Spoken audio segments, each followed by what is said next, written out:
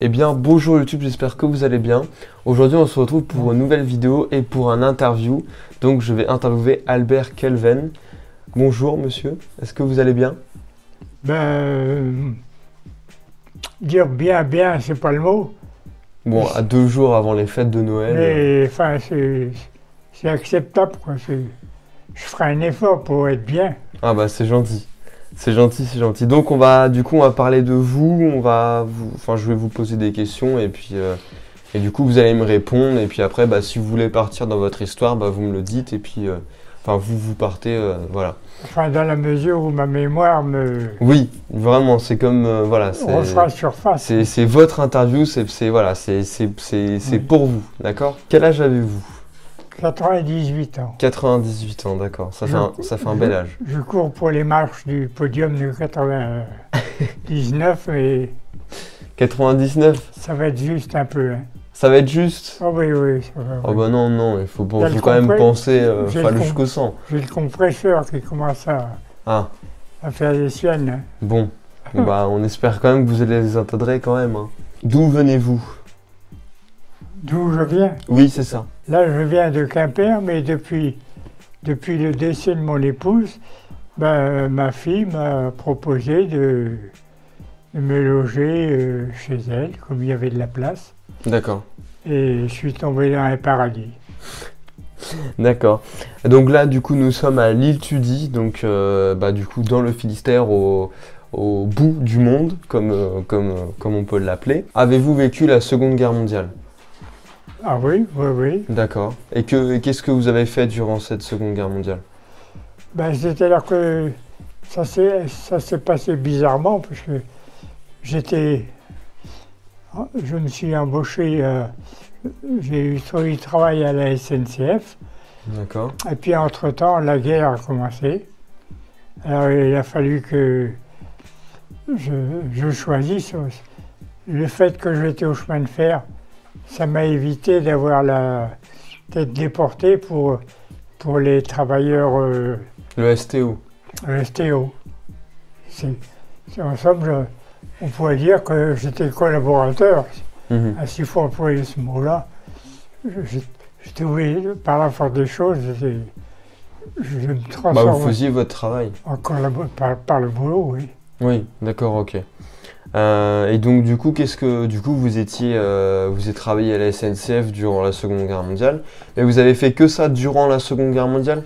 Ah non, alors là, ça a été un peu haché, quoi. D'accord. J'ai fait une partie, j'étais roulant. D'accord. Au train à vapeur, les machines à vapeur. D'accord. Bon, et après ça, quand ça a commencé à sentir le roussi, je suis parti dans la résistance. D'accord. Ah oui, d'accord. Et vous aviez quel âge quand vous êtes engagé dans la résistance? Je me suis engagé, normalement j'avais signé, avant de rentrer au chemin de fer, je devais aller à Toulon, j'avais signé pour un engagement de 5 ans. D'accord. Mais ça a été, on pourrait dire que ça a été avorté, quoi, parce que j'ai signé le contrat, donc j'avais quand même 5 ans de marine à faire. D'accord. Officiellement. Mais ça n'empêchait pas que j'étais sur... J'ai trouvé du travail au chemin de fer en attendant. D'accord. Donc après, vous avez fait de la résistance, du coup. Oui. Et qu'est-ce que vous faisiez dans la résistance? Du coup, c'est-à-dire qu'on courait après les Allemands. C'était le problème.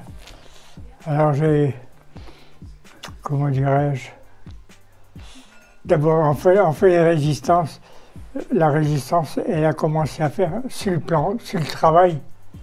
Puisque j'ai été, pendant 6 mois, on allait chercher les galets à Tréguennec. D'accord, ok. Pour faire le mur de l'Atlantique. On faisait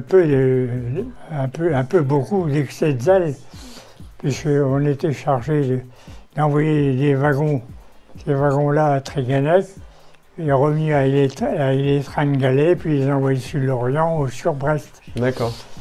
Bon, mais bon, ça ne se faisait pas à l'allure normale.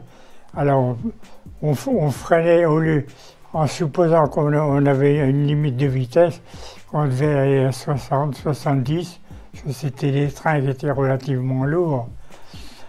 Alors on s'arrangeait pour laisser tomber la pression des chaudières, de façon à ce que la machine ne puisse plus arracher son chargement, quoi. D'accord. Et ça a duré pendant pas mal de temps. D'accord. Si bien que les Allemands, ils trouvaient ça drôle aussi que les trains n'allaient pas plus vite que ça. Et ils ont pris des cheminots, mais des cheminots civils, mais allemands, ils ont mis sur des locomotives et puis ils mettaient une machine à l'arrière pour nous pousser dessus. Ah oui, d'accord, ok. Nous, on était en tête, alors on faisait le maximum pour laisser tomber la pression. Et eux, voyant que ça n'allait pas assez vite, eux, ils poussaient comme des damnés derrière et ils n'étaient pas plus costauds que nous. Alors ils étaient obligés de mouiller sur place, alors ils avaient compris un peu le jeu de notre façon de faire, quoi. D'accord. Alors, comme ils étaient à l'arrière, ils sifflaient, l'air dire qu'est-ce que vous attendez, vous, à tout tirer, là? Bon, puis on s'arrêtait comme ça, quoi. D'accord. C'est les seuls actes de résistance que vous avez fait, vous en avez fait d'autres, je sais pas. Bah, après, on a quitté carrément la SNCF, et puis on est parti. Je suis parti dans les FFI. D'accord, oui, d'accord. Et alors de là, on était habillés un peu, enfin, on n'avait pas de tenue militaire ni rien. Non, c'est des tenues civiles. Oui, on était rigolo, c'est le cas de le dire. Et alors là, on est parti d'abord sur la presqu'île de Crozon. D'accord. Je dis bien, la presqu'île de Crozon. Après, nous sommes descendus sur la poche de Brest, une partie de Brest, là, ça n'a pas duré longtemps. De là, nous sommes partis sur la poche de Lorient. Et là, c'est là qu'on est resté depuis longtemps, tant que la base sous-marine a tenu, quoi. Et qu'est-ce que vous faisiez du coup Alors là, j'étais à ce moment-là, j'étais fusilier marin, quoi. Alors on gardait. Nous, les Allemands étaient de l'autre côté de la Ita, et nous, on avait pris leur position, comme ils occupaient avant. Ils occupaient partout avant. Ils s'est retirés de l'autre côté de la rivière, et nous, on avait pris ces positions-là, puis on surveillait, voir s'ils ne revenaient pas, s'ils ne cherchaient pas à faire des attaques pour revenir prendre leur ancienne place, quoi.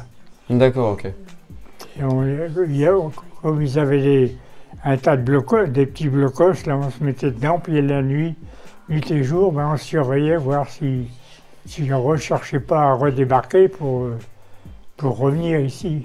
Et vous avez pris les armes, vous avez combattu avec du coup les soldats américains qui étaient là-bas. Oui. D'accord. Et vous avez participé à quel combat peut-être celui de la poche de Lorient? En fait, le combat, j'ai le plaisir de ne pas avoir tué personne. Enfin, je pense pas toujours. À moi, il y en a qui ont été touchés, mais on l'a pas vu. Mais en fait, le combat, il n'y a que du côté du Cap Sizun. D'accord. Et ça remontait déjà avant, ça. Hein. Mm-hmm. Et autrement, à Lorient, on n'a pas eu l'occasion de tirer, puis on a tenu la poche là, jusqu'à ce qu'ils se rendent. Oui. Jusqu'à l'épuisement qu'ils ne pouvaient plus. Ouais, vous les avez tenus dans leur retranchement, quoi. Oui. D'accord. C'est ça, ils ont empêché de ressortir de l'Orient, quoi. Qu'est-ce qui vous a le plus marqué dans cette guerre? Que vous avez fait? Qu'est-ce qui vous a le plus marqué que vous avez fait dans cette guerre? Et après, voilà. Le fait marquant. Ça peut être n'importe quoi. Hein. Mais enfin, un fait marquant pour un soldat, c'est le fait qu'il ait qu'il est tué, qu'il a une grosse action, quoi. Mhm. Mais nous, on s'est contenté de courir après, mais comme les Allemands couraient plus vite que nous, parce que quand ils se sont échappés, c'était vite fait avec eux, hein. Alors, mais je peux pas dire que vraiment, c'est des choses qui m'ont vraiment marqué, quoi. Mais là où on a été, ensemble, on contenait. Mais on ne pourrait pas dire que quand on allait pour attaquer, il n'y a plus personne, quoi. Ouais, mais c'était déjà tous partis et puis voilà, Oui. quoi. Oui, c'est comme ce qui est arrivé là, mais on le verra dans les documents tout à l'heure. Comme à Telgruc, mais on devait aller à Telgruc pour libérer Telgruc. Et puis en fin de compte, ça faisait déjà 2 jours qu'ils étaient partis. Ah oui, d'accord. Parce qu'ils rejoignaient, eux, ils se sauvaient aussi. Et ils allaient sur la poche de Brest, ils se retiraient. Hmm. Ils n'étaient plus en nombre, quoi. Et ce qui vous a fait le plus peur dans cette guerre? Ben, le peur, c'est à Telgruc. D'accord. On est arrivé à Telgruc. C'était relativement calme. On n'est pas rentré dans le bourg de Telgruc. Sur les collines, nous on est arrivé par des collines, l'autre côté. Et alors, à ce moment-là, on venait à peine d'arriver. Il y avait 3. Donc on reprenait les positions que les Allemands avaient lâchées là, hein, là où on était rendu. Et Telgruc, c'était dans le bas, dans le bourg de Telgruc, était dans le trou, il était beaucoup plus bas. Et c'est un avion qui piquait sur la colline, là. Il a dû faire une passe peut-être pour se documenter, pour voir ce qui se passait.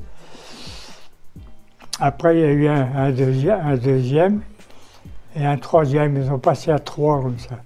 On s'est dit, mais ceux-là, ils vont finir par rentrer dans le terrain. Ils vont se piquer du nez. Mais ils devaient voir un peu les positions.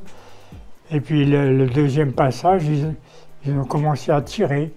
Ah oui, d'accord, ok. Et alors nous, on était sur la hauteur, on a été surpris de voir des avions, ça, j'ai dit, mais qu'est-ce qu'ils font? Surtout que c'était des avions à... Oui, ils avaient la cocarde, hein. C'était pas des avions allemands, hein.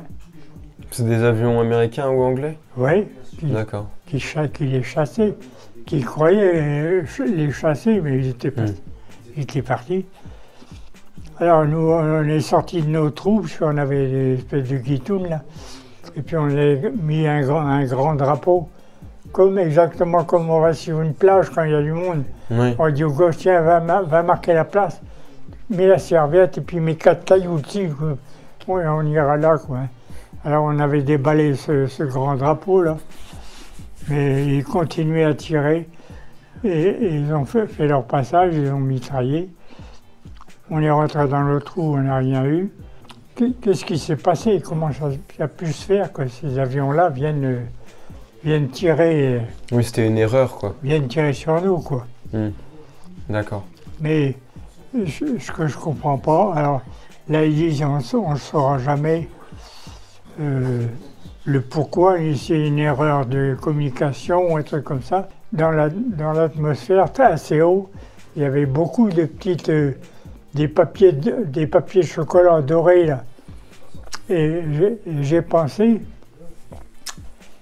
que il y avait d'autres avions qui ont dû passer avant, ou en altitude, et puis qui ont jeté ça dans l'atmosphère pour brouiller les émissions. D'accord. Et de ça, on n'en parle pas. Et ils disent qu'ils savent pas. Moi, je suis étonné de l'article.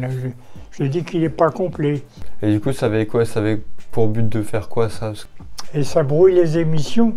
Ah, ok, d'accord. Entre les émetteurs de terre et puis les avions, les appareils, donc il n'y a plus de communication, quoi. Bah, c'est quand même intéressant. C'est là l'émotion que j'ai eue, moi, quand ces avions, là, nous ont... Vous avez eu peur de mourir, en fait? Ben, c'est assez bizarre. On a la trouille, on se planque. Voilà. Et puis on se ramasse. Alors ça, c'est une des émotions que j'ai eues. Et puis j'en ai eu autrement à l'époque où, enfin, mon récit il est un peu décousu, parce que je ne le suis pas vraiment comme aux époques que ça s'est passé. À l'époque où on faisait les trains de sable, avant que les Allemands ont compris l'astuce, pourquoi on n'allait pas si vite. Donc il y avait nous à bord pour tirer le train, les avions qui nous ont mitraillés dans la forêt du Crano. D'accord, ok. Quand on chargeait on ouvrait le gueulard pour charger le foyer, ben, ça faisait comme un projecteur, la lumière. Et il venait par l'arrière du train et il prenait le train en enfilade comme ça. Ah oui, d'accord, ok. Alors là, 3 fois j'ai été mitraillé comme ça Mais ça arrive tellement vite que on n'a pas le temps de voir la trouille, on se planque. Vous n'avez pas le temps non plus de penser d'avoir peur ou des choses comme ça? Non. Ouais, d'accord. Aucune idée à ça. Non, ça se passe tellement vite que... Non, c'était la réaction corporelle, comme je pourrais vous le dire. Hop, on se ramasse comme des... Et puis on attend que ça passe. J'ai jamais pensé que j'aurais pu être atteint par une balle ou quoi que ce soit. Non, la trouille, j'ai dit, mais ils sont fous, quoi. Je raisonnais autrement, j'ai dit, mais qu'est-ce qui leur arrive? Vous aviez de la famille qui faisait... vous avez un membre de votre famille qui faisait la Seconde Guerre mondiale aussi? Oui, alors ça, c'était mon frère. Il avait 4 ans de plus que moi. Lui, il avait fait... Il était apprenti marin, il a été aux Arpettes à Lorient. Après, il a été à Brest, il a été à Toulon. Et à Toulon, il a été embarqué sur les... D'abord, il a été embarqué sur le Georges Laigle. D'accord. Après, il a été sur d'autres bateaux. Et on ne se communiquait pas tellement puisqu'on était assez écartés l'un de l'autre. Et après, il est parti dans les sous-marins. Le sous-marin Morse. Morse, d'accord, ok. Donc c'était un sous-marin d'attaque du coup, c'est ça? Oui. Et qui a été coulé. Et du coup, votre frère, il est mort du coup dans le sous-marin? Mais oui, d'après le document, il est mort. Le bateau, il est rentré à Sfax et il a sauté sur une mine française. Et tout l'équipage a été péri là. Et c'est en rentrant à leur base qu'ils ont coulé à quelques lieues de leur port d'attache, quoi. Du coup, vous avez été résistant, vous avez été cheminot du coup à la SNCF. Non, vous avez été pas conducteur en tant que train, cheminot? Alors, d'abord, on rentre là-dedans, on est comme tout apprenti, quoi. Alors, j'ai été apprenti chauffeur. Chauffeur, d'accord, ok. Parce qu'on ne met pas un gars sur une bouillotte, comme on disait, là, puis quand tu jettes du charbon dans le feu. Bah oui. Parce que c'est toute une science de répartir le charbon sur un foyer qui fait 2 mètres de long, puis 1,40 m ou 1,80 m de large. Enfin, il faut avoir fait le boulot pour comprendre tout ça. Je vous dis, là, j'étais chauffeur. De temps en temps, le mécano, il me disait, tiens, enfin, moi c'était Albert. Alors, il dit, tiens, Bébert, tu prends le manche un peu. C'est de bonne guerre, on est qu'à 2 sur la machine, hein. Hein, tu prends le manche un peu. Oh, je dis, pas de fou. Et si, vas-y, tire dessus, alors voilà, tu fais ça, le régulateur, là, tu admets la vapeur, plus tu tires, plus tu admets la vapeur et les cylindres. C'était un boulot qui était dur, mais il ne pouvait pas savoir, ça sera à refaire, je le referai. C'est c'était un bon métier pour vous. Tellement j'aimais ça. Tellement j'aimais ça. Justement, quand les mécanos me prêtaient ils me prêtaient je ne peux pas dire le volant, c'est pas un volant, c'est un régulateur qu'on appelle ça, un levier. Mhm. Alors pour moi, c'était quelque chose. Hein. Conduire sur une bête comme ça, c'était un truc immense. On était logés, j'avais ceux qui nous logeaient, ils habitaient en dessous, et nous au-dessus, et c'était un plancher bois. C'était un peu étriqué comme appart, mais enfin, bon, on s'y faisait. J'avais un petit cosy, un petit divan, le long de la fenêtre, là. Mon lit était le long de la fenêtre, à côté de la fenêtre, et au milieu, il y avait comme ici, la table de salle à manger, puis les chaises rangées comme ça. Si bien que la nuit, je pouvais, en rêvant, j'attrapais le pied des chaises. Et puis alors j'avais l'idée que je remets. J'étais en train de frotter les chaises contre le parquet. Ah oui, d'accord. Alors ceux du dessous disaient, mais que vous avez fait du raffut dans la nuit dernière. Ma mère dit du raffut, mais on était tranquille. Et le gars en haut, qu'est-ce qui remue alors? Et c'est moi qui remuais les. J'avais attrapé les pieds tellement j'étais heureux, j'avais l'impression que j'avais le pied de chaise là. Puis je conduisais quoi. Puis d'autres qui sont un peu plus salaces, mais. Bon. Enfin, c'était les principales. C'était oui. Ma carrière au chemin de fer était un peu hachée. Hein. Oui, bah, comme vous avez dit au début de la guerre, après vous avez fait des actes de résistance. Et après, je suis revenu. Et après, et le chemin de fer nous a repris. Hein. Mmh. Après, je suis retourné au chemin de fer. Et alors, au chemin de fer, quand la guerre, les prisonniers sont revenus, ben, il y avait des cheminots qui étaient quand même aptes à reprendre leur travail. Alors, nous, les jeuneaux, ben, c'était un peu normal qu'on redescende aux ateliers et puis que les anciens reprennent leur boulot. En 1942, j'étais à Toulon. D'accord. Voilà, une date qui me revient là, maintenant. Là. On revenait pas de Télécoque. De Toulon. Bandol, Sanary, puis sur le bord de la Méditerranée, là, on était parti là-bas avec un groupe de mitrailleuses, une mitrailleuse au skitch, s'il vous plaît, et sur un chariot, sur un cabrou et presque, quoi. On était vraiment mal équipés. De là, on nous a dit les Allemands sont rendus, alors on est revenu à Toulon, et à Toulon, quand on est arrivé, c'est là que les bateaux explosaient. Donc je me trouvais dans la cour du 5e dépôt des équipages à Toulon, quand les bateaux, quand ils sont sabrés en somme, quoi. Il y avait des tôles qui volaient un peu partout. Et puis ça c'est... De là, après, nous, on nous a libérés. Et avec mon sac de mataf, là, nous voilà partis arriver en gare du Mont, on dit, ben, vous rentrez chez vous.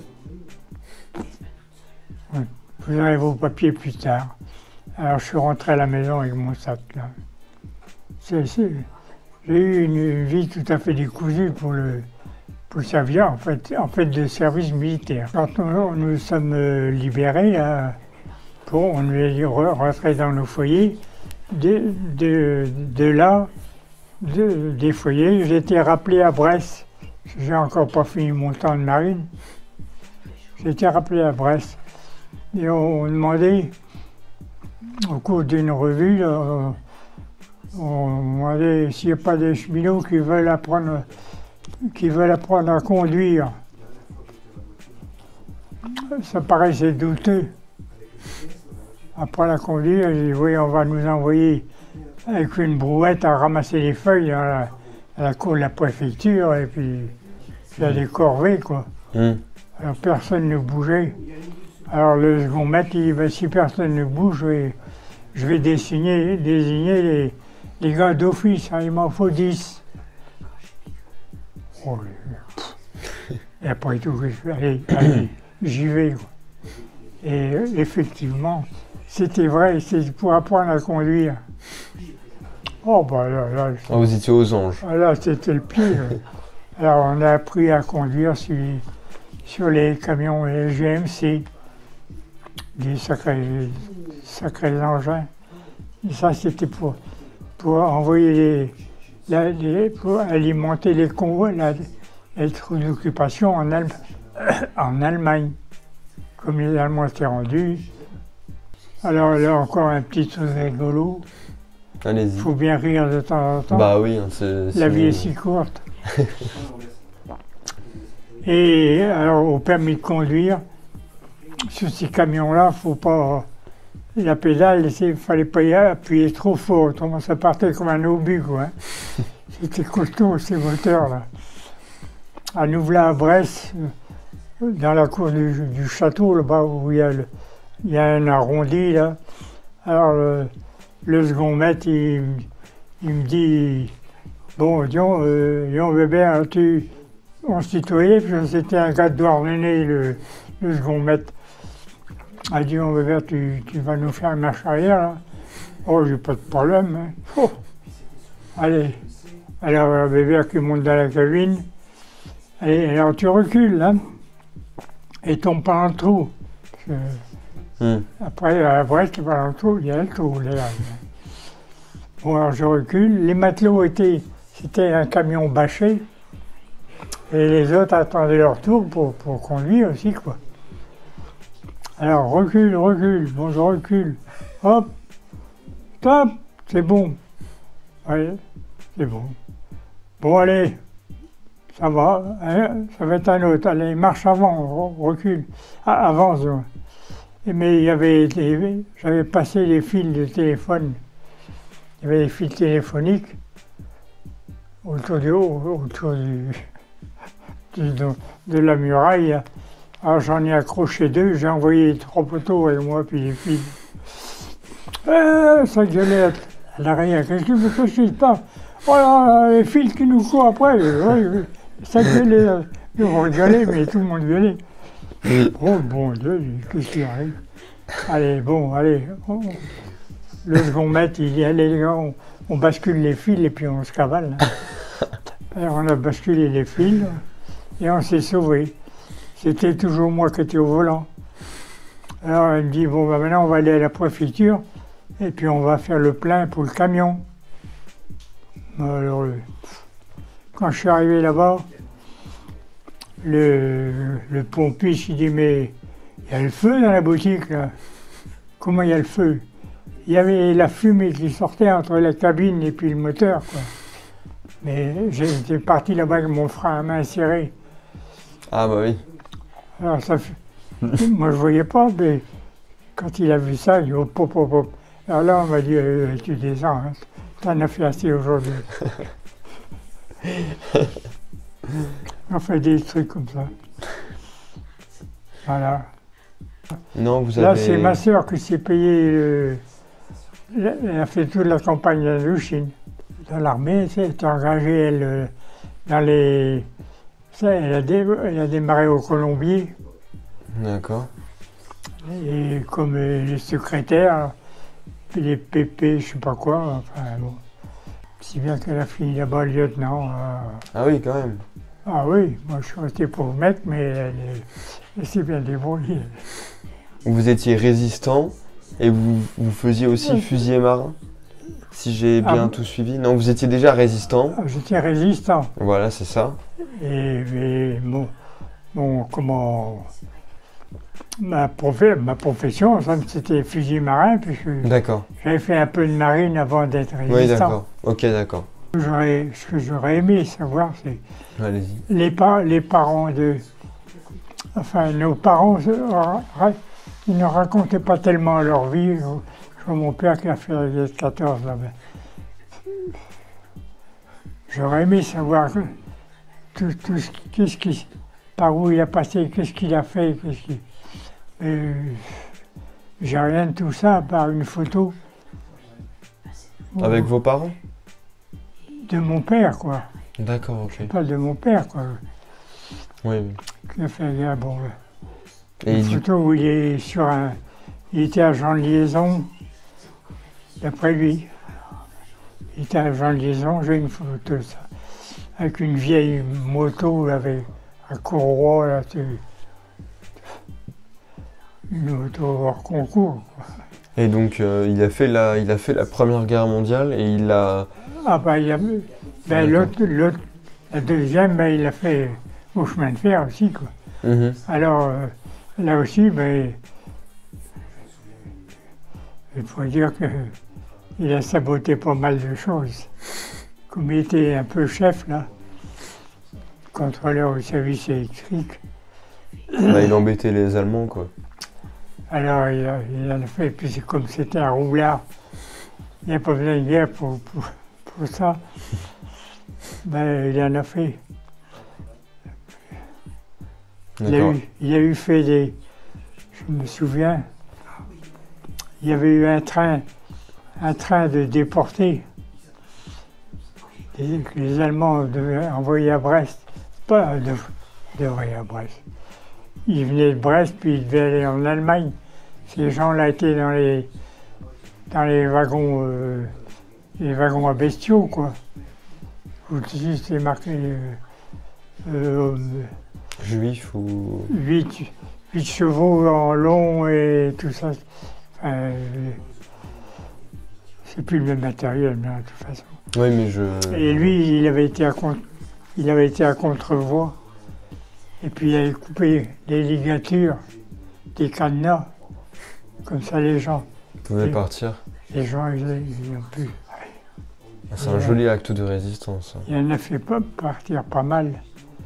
Et puis, à cette époque-là, ben, des collaborateurs, là, il y en avait un, entre autres, je ne vais pas le nommer,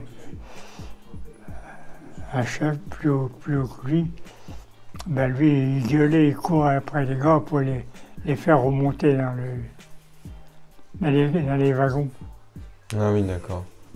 Oui, bah oui, parce qu'il était, il était du côté des Allemands. Les Allemands, oui. D'accord.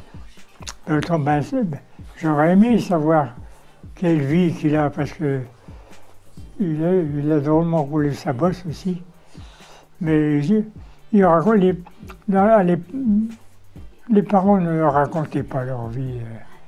Il n'y a pas de communication entre les enfants et on nous élevait, mais sans plus, quoi. Et on nous engueulait quand on faisait mal, ça, on avait le droit, mais... Un peu d'amour, quand même, il racontait pas... Un peu d'amour aussi, quand même. Ah oui, ah bah oui. Ah oui. Ah bah oui, ça, mais oui, ça, je mets ça, bien sûr. Ah oui, c'était comme ça. Et votre mais mère... ça, j'aurais aimé savoir comment.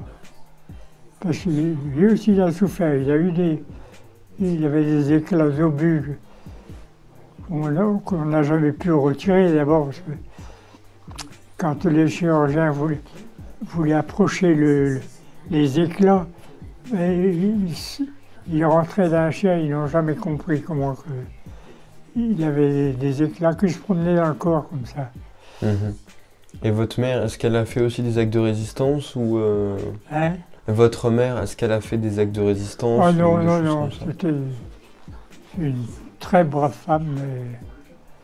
C'était une femme qui valait à peu près 2 hommes par son courage, son boulot. Ah oui, ça, ça c'était une mère. Oui, c'était une mère. J'ai eu des bons parents, hein. Très très bons parents. Est-ce que vous avez quelque chose à dire pour les futures générations qui regardent cette vidéo par rapport à la Seconde Guerre mondiale, par rapport aux guerres ou des choses comme ça? C'est pas grave, hein, sinon c'est peut-être quelque chose à... La réaction, quand je vois comment les gens s'entendent, je pense que c'est même pas possible. Quand je vois le public ils sont fous du football, ils sont tous copains, tout ça. Et bon, ça c'est une affaire qui marche. Et celui qui perd, il est prêt à fusiller l'autre. Allez donc réunir, allez donc rassembler tous ces gens-là, ces esprits. Les gens ne sont pas foutus de s'entendre. Et donc du coup, votre message, vous, pour les futures générations, pour les jeunes qui nous regardent, c'est... S'ils pouvaient se reprendre, ressaisir, puis surtout se rappeler que s'ils sont encore en vie et qu'ils ont tant de choses autour d'eux, c'est parce qu'il y a beaucoup de personnes qui ont perdu leur vie. Tout ça pour les protéger, enfin, je sais pas moi, c'est grâce à eux si on est encore là. Ils sont sacrifiés, pas volontairement, hein.